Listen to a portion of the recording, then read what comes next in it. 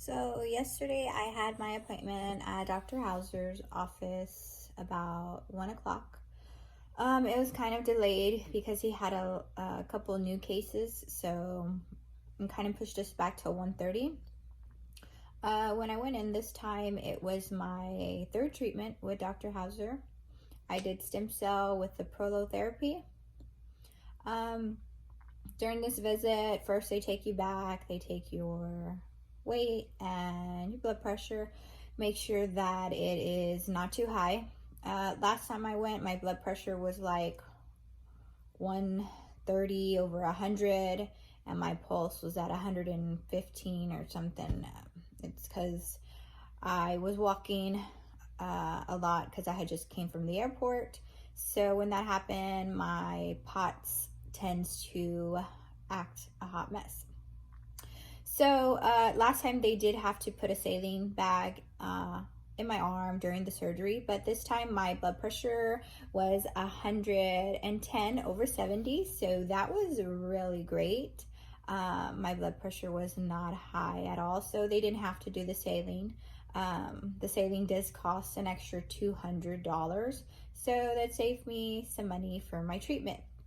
We're originally supposed to do the weight check. That is for my cervical lordosis, since my neck has it's straightened, which means that the curve is going the wrong way, and that puts more pressure on my spine and my neck and causes more headaches, fatigues, dizziness, things of that nature. But he couldn't do it this time. He said because I needed to be a little stronger. So before he puts the cervical weights, he wanted this treatment to be successful before he applies more pressure on my neck, since I was in such pain before. So after we had talked about the cervical weights, the nurse comes in and then she gets all my information as to how I was the first time, the previous time till now. I was going in there like a 10 or a 9 constantly all day, which means that my pain had never subsided. My pain was constant every day, all day, every moment of the day, whether I went to sleep or woke up. The pain never went away in my neck, in my arms, in my back. I'm thankful I don't have as much in my legs. Even though I do have leg problems, because when I was younger, at the age of 5, I got ran over by a bush hog farming tractor, which partially cut my leg off, and I had to have surgery and reconstruct it and all that. So I've always had complications with my knee, but that's the last thing that I'm worried about. It's more of my neck and my arms and my shoulders, because I cannot hold anything or keep anything, keep my head up or my neck up, or pick up objects, like daily tasks of bathing, cooking, washing clothes, working, all those things I currently was not doing.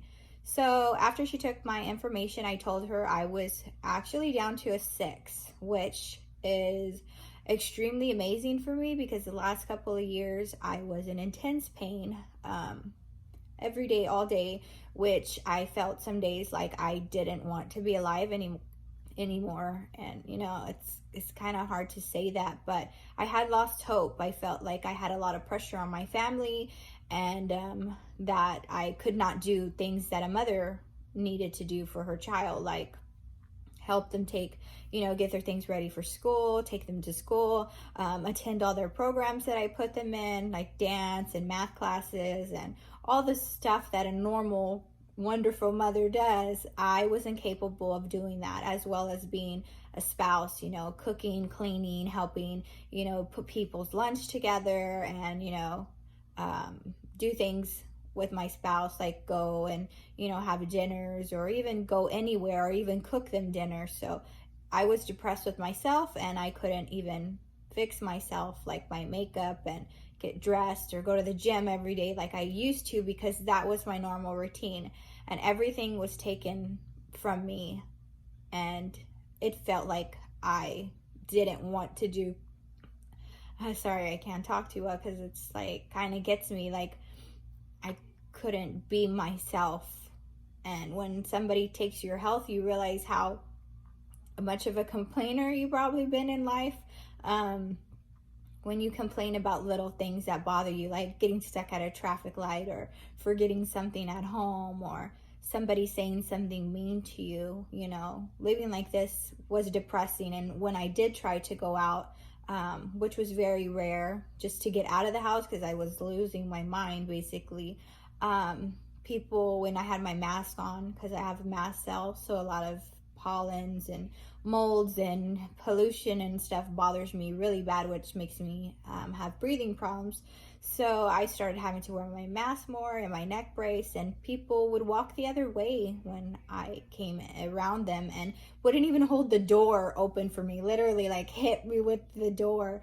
And you know, like when I'm dressed up and I look beautiful and my high heels are on and I was going to the gym looking good, having my hair done, you know, before my hair fell out, because my hair fell out too, and I was almost bald going through all this, plus the stress and all the medications I took. My hair fell all the way out, like literally to the top of my head. And all of that, and then people treating you so different, like they're so rude. Like it's weird how people can be so nice to you when you look really nice, but when you really need the most help is when you don't look the best and you do have a neck brace on and a mask, and you know, you wish you had more smiles when people looked at you and not more of scaredness, like they're going to contract what you have. It's not contagious. And I wish more people knew that, because instead of looking at me in a bad, unhappy manner, maybe if you smiled more at people who look sick, because you don't realize how much they really need it. And when that takes a toll on your life, you don't really want to keep going, and it's pretty sad. And you know, during all that, me going back, sorry, I'm rambling because you know, I have a lot of things to say about what I've gone through in this experience. So I try to reach out to those people who feel what I'm feeling and tell them, you know, I understand, because I've been there for so long, and I didn't have anybody to help me or talk to me about anything. I really just had to Google things up and look through books. I've read millions of books, and you know, my spare time hobby is reading all about EDS, fibromyalgia. I know so much now about diseases that it's crazy. Before this, I used to work at a hospital doing surgical procedures for cancer, you know, on individuals, and so I've always been into the medical industry, so I love learning more about the body, the mind, and all these connections. But anyways, so when I went to my visit, after she told me how good I was feeling, I was saying like, I feel like a 6, was just like amazing. But towards the end of the night, maybe I feel like an 8 or a 9, because I'm actually mobile, so my body is not hyperextending usually when I'm laying down, only when I move. Previously it was a 9 or 10 or 12 or 15 on a daily, because my jaw used to dislocate as I would sleep. So I had a mouth guard that I use in the nighttime to keep my mouth shut, because since you have EDS, well, since I have EDS, my jaw tissues are really loose, so my mouth kind of opens up when I'm sleeping, which is like kind of weird. But he told me if I wore this guard, it would keep it closed. So I usually use the guard at night to keep my mouth closed, and instead of when I woke up in the morning having my jaw to the side, or I would have to usually wait all day to pop it back in place. So that has actually helped relieve a lot of my pain too. So now my jaw's like not giving me any problems at all. Like I haven't heard it clicking or popping. So I'm down to a 6, and I'm having less grinding in my neck. I used to have grinding all the time and popping, so I used to get out of bed extremely slowly, because if I didn't, my shoulders would pop out of my place. My neck, I could feel my bones pop out of place. Sometimes it would be weird. I would just push my neck in, and the bones would pop back into place. Actually, my ribs used to pop out of place if I laid on the side, and I literally could push them back to where they needed to go. So I only have that happen maybe like once a month now. And with my neck clicking and all that, since these treatments, I'm about a 6. So I just had surgery, you know, the bone marrow, where they take the bone marrow out of my hip, and then they put it in a centrifuge, and then they put it into my body, which was my arms, my neck, and my back, my upper back, and they put it in there with prolotherapy and some other kind of additives he uses to help produce my body to heal quicker.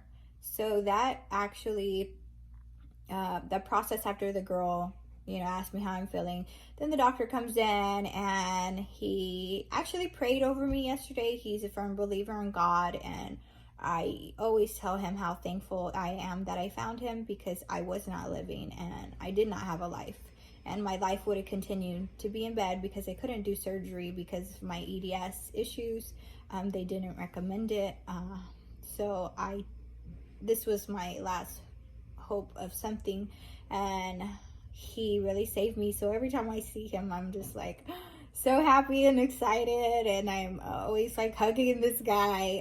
When I saw him yesterday, he had his little yellow glasses on and a Minion shirt. It was so cute. He wears the craziest like scrubs. Like last time he wore Speedy Gonzalez. So he is just a funny character, and he talks so much to you, not like a normal doctor. He actually talks and wants you to understand your condition and why you're feeling this way and how to fix it. And, you know, even ask my husband, like, why is he with me? And, you know, why are you with him? And he really wants to get to the source of how you're feeling so that you can really fix everything in your life to feel better. And I feel like he's a blessing from God. And he prayed for me during the surgery yesterday, and it was just so nice. It was pretty intense. I usually get they give me like this gas mask. I forgot what it's called. It's called, it's on one of these papers here. Hold on. It's called,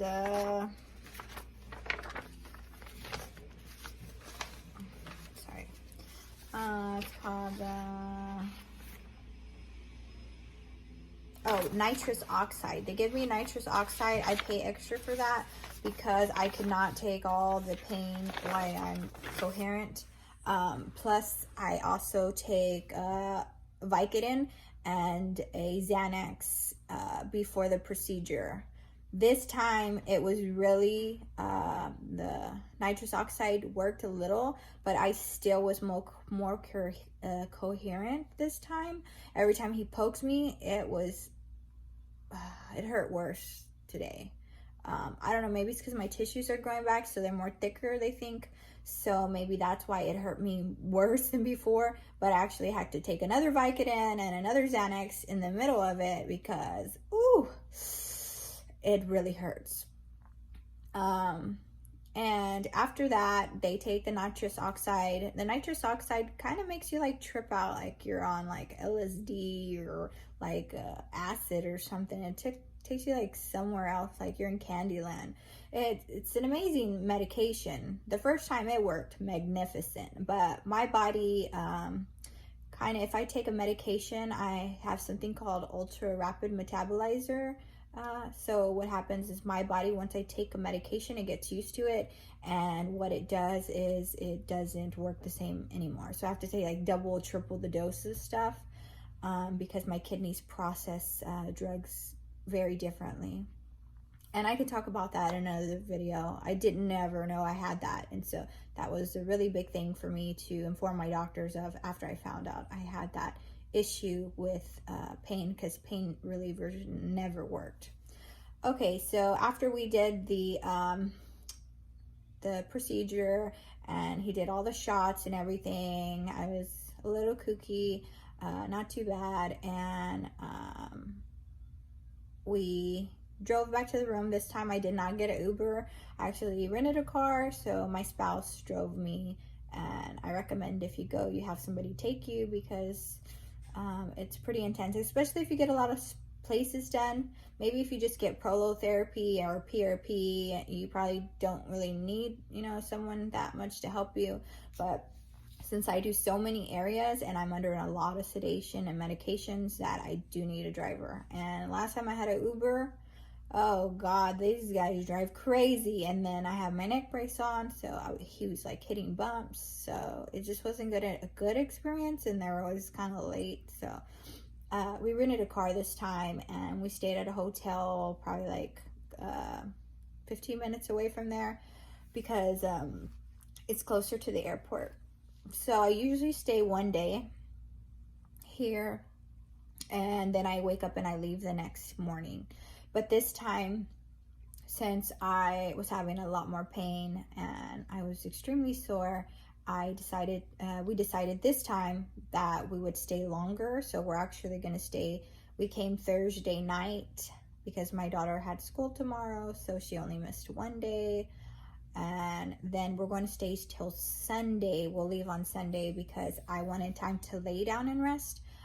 Because getting back on an airplane and going through the TSA check and having to have bags, and they check the wheelchair and all kinds of stuff, and they have to pat you down because you have the neck brace on.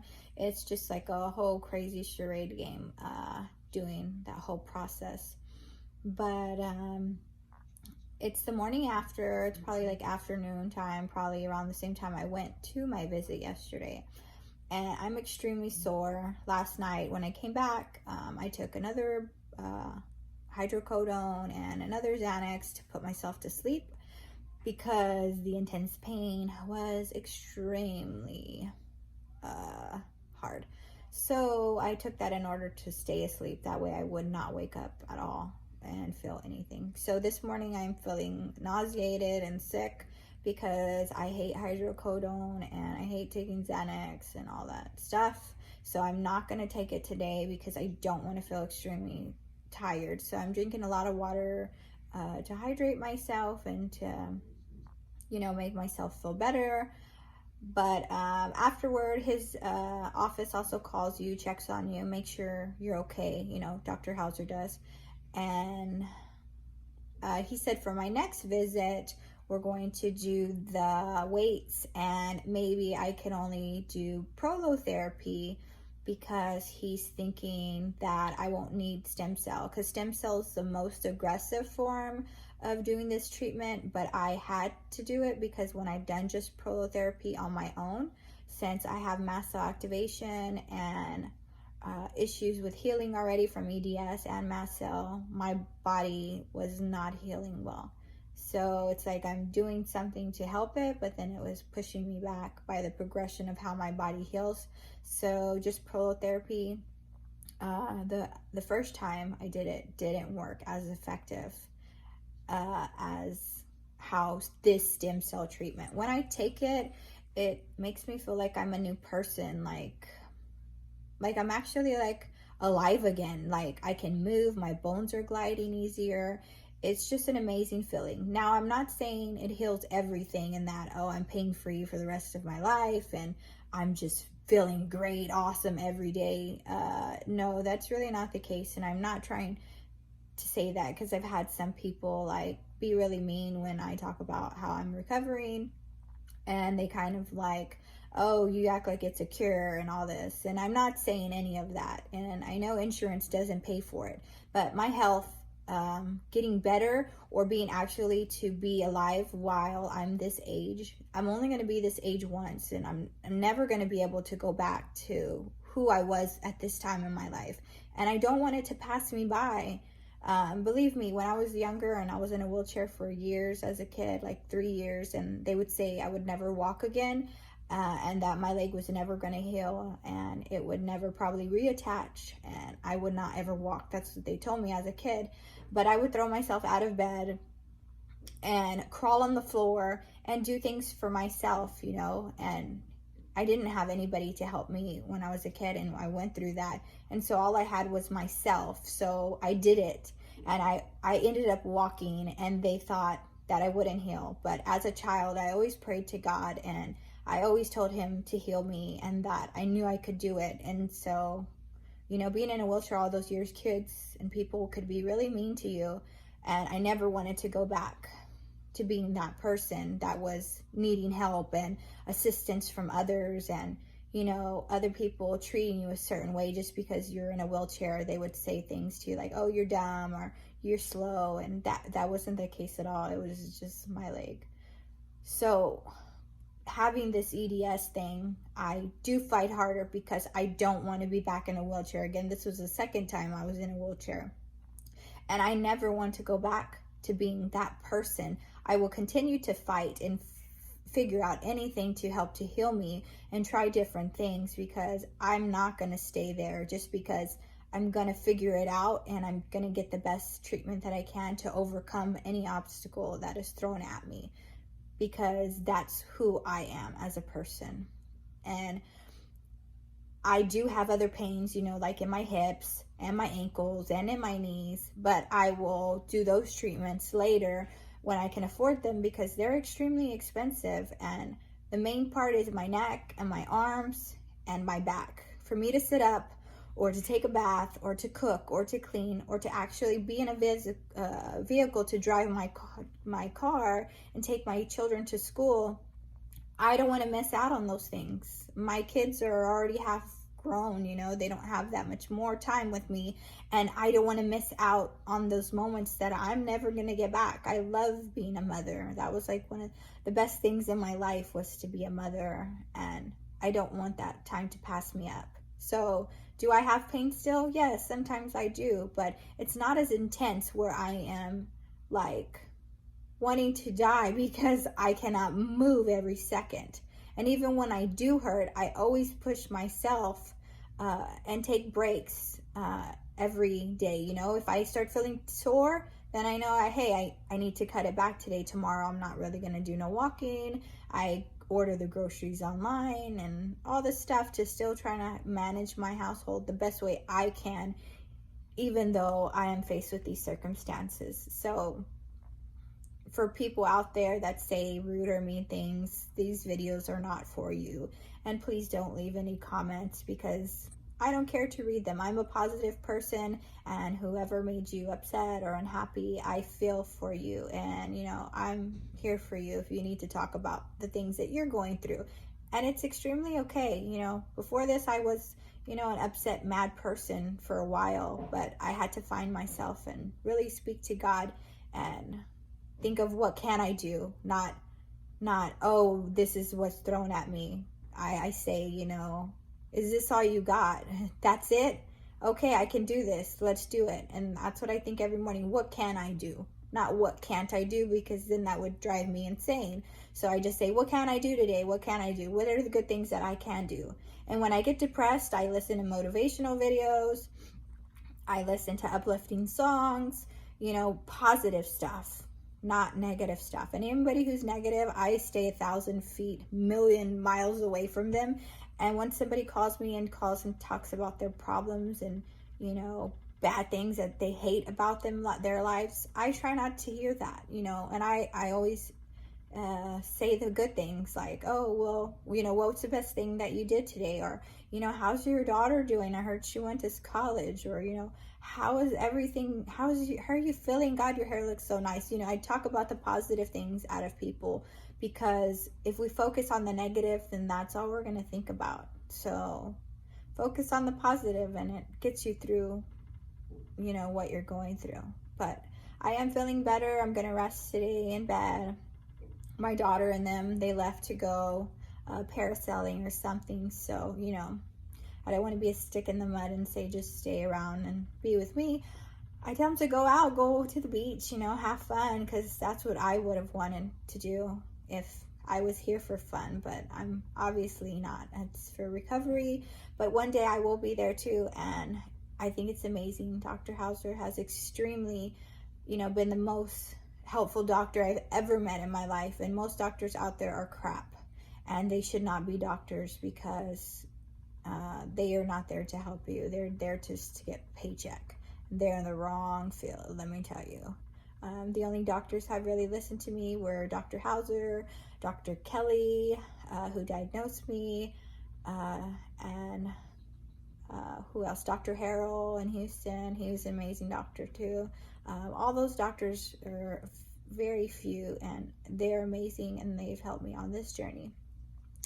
And I just wanted to say thanks for your time and, hearing my videos. If you have any questions or comments or anything that you would like to know that maybe I could assist you with, or about my supplements, or any other kind of video you want to hear of something that I do in order to manage EDS. I didn't say I healed it, because I don't think it's, healed, but I'm managing it so I can manage my life while I'm still here.